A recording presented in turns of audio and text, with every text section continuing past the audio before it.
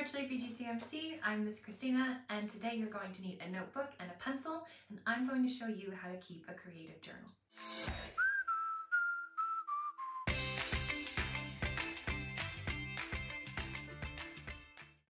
Whether you like to act, or maybe you like to write, maybe you're into poetry, or you like to paint and draw, keeping a journal is something I have done for a couple years now, and I love it because I get to harness all my creativity, jot it all down on paper, and that way my ideas are all in one place.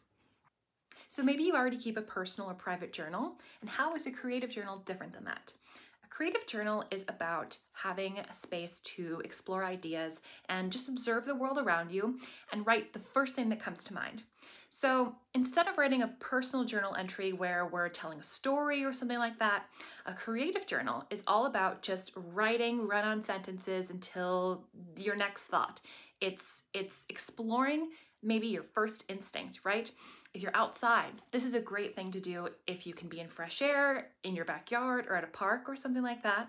So if you see a bird, I want you to accept the first thought that comes into your mind and just talk about the bird. And you can talk about the bird and what it looks like, and if it's, singing a song or something like that, for as many pages as you want. It's just about writing the first thing that comes to mind and seeing how that makes you feel. And we know that our thoughts can change really quickly. You could be thinking about what you had for breakfast for 1 minute, and then the next thing you could be thinking about the vacation you're going to take this summer. So that is okay. You don't have to make sense in a creative journal. It can be as many run-on sentences as you want.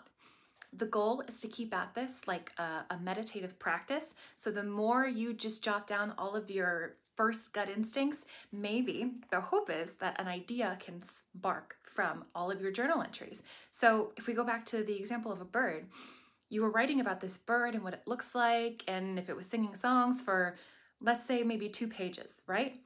And then you're walking and you think, I could actually make a poem about that bird, or I could write a short story about that bird, right?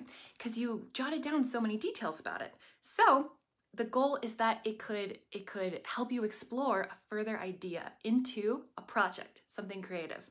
What's fun about keeping a creative journal is you get to go back and you get to look at all of the things you've observed and you've noticed and see how that sparks some type of idea, right?